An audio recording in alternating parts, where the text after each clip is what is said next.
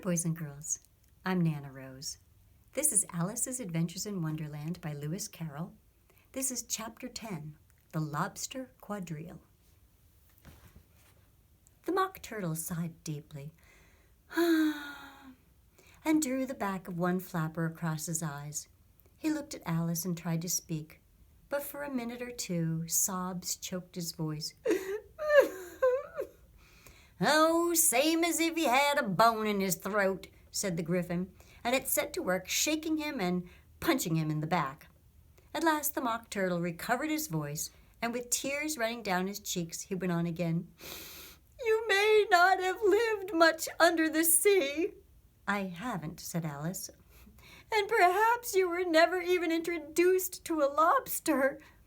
Alice began to say, "I once tasted," but checked herself hastily and said, "No, never." "So you can have no idea what a delightful thing the lobster quadrille is." "No, indeed," said Alice. "What sort of a dance is it?" "Why," said the Gryphon, "you first formed into a line along the seashore." "Two lines," cried the Mock Turtle. "Seals, turtles, salmon, and so on. And then when you've cleared all the jellyfish out of the way..." "Well, that generally takes some time," interrupted the Gryphon. "You advance twice." "Each with a lobster as a partner," cried the Gryphon. "Of course," the Mock Turtle said. "Advance twice, set to partners." "Change lobsters and retire in the same order," continued the Gryphon. "Then you know," the Mock Turtle went on, "you throw the lobsters," shouted the Gryphon with a bound into the air, "as far out to sea as you can." "Swim after them," screamed the Gryphon. "Turn a somersault in the sea," cried the Mock Turtle, capering wildly about. "Change lobsters again," yelled the Gryphon at the top of his voice. "Back to land again, and that's all the first figure," said the Mock Turtle, suddenly dropping his voice. And the two creatures, who had been jumping about like mad things all this time, sat down again very sadly and quietly and looked at Alice. "It must be a very pretty dance," said Alice timidly. Would you like to see a little of it?" said the Mock Turtle. "Oh, very much indeed," said Alice. "Come, let's try the first figure," said the Mock Turtle to the Gryphon. "We can do it without lobsters, you know. Which shall sing?"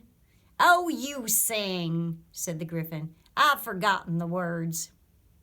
So they began solemnly, dancing round and round Alice, every now and then treading on her toes when they passed too close, and waving their forepaws to mark the time, while the Mock Turtle sang this very, very slowly and sadly.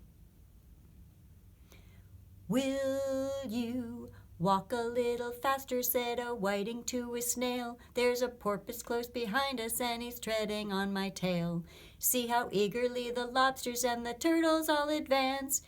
They are waiting on the shingle. Will you come and join the dance? Will you, won't you, will you, won't you, will you join the dance? Will you, won't you, will you, won't you join the dance? You can really have no notion how delightful it will be when they take us up and throw us with the lobsters out to sea." But the snail replied, too far, and gave a look askance. Then he thanked the whiting kindly, but he would not join the dance. Would you, could you, would you, could you, would you join the dance? Would not, could not, would not, could not, would not join the dance. "What matters here is how far we go," his scaly friend replied. "The further off from England, the nearer is to France. There is another shore, you know, upon the other side. Then turn not pale, beloved snail, but come and join the dance. Will you, won't you, will you, won't you, will you join the dance? Will you, won't you, will you, won't you, will you join the dance?" "Thank you. It's a very interesting dance to watch," said Alice, feeling very glad that it was over at last. "And I do so like the curious song about the whiting." "As to the whiting," said the Mock Turtle, you've seen them, of course." "Yes," said Alice. "I've often seen them at She checked herself hastily. "Well, I don't know where Din may be," said the Mock Turtle. But if you've seen them so often, of course you know what they're like. I believe so, Alice replied thoughtfully. They have their tails in their mouths, and they're all over crumbs. Well, you're wrong about the crumbs, said the Mock Turtle. Crumbs would all wash off in the sea. But they have their tails in their mouths, and the reason is...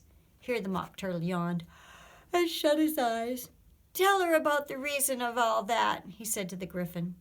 The reason is, said the Griffin, that they would go with the lobsters to the dance. So they got thrown out to sea. So they had to fall a long way. So they got their tails fast in their mouths, so they couldn't get them out again. That's all. And thank you, said Alice. It's very interesting. I never knew so much about a whiting before. I can tell you more than that if you like, said the Griffin. Do you know why it's called a whiting? I never thought about it, said Alice. Why? It does the boots and the shoes, the Griffin replied very solemnly. Alice was thoroughly puzzled. Does the boots and shoes, she repeated in a wondering tone.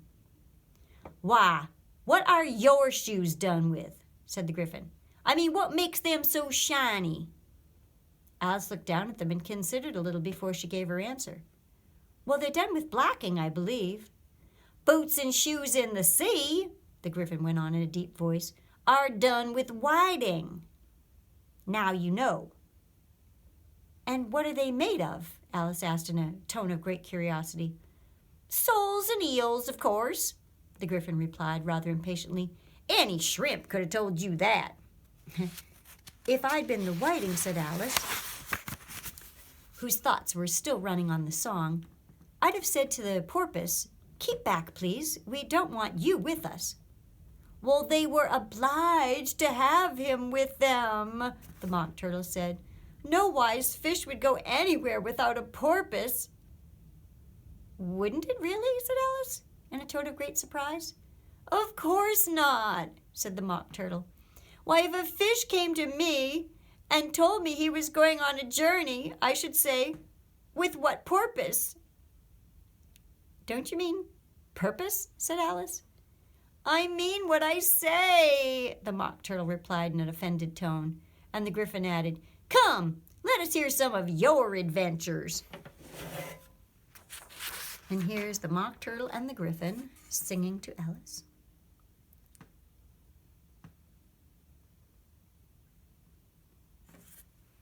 And here they are, demonstrating the lobster quadrille.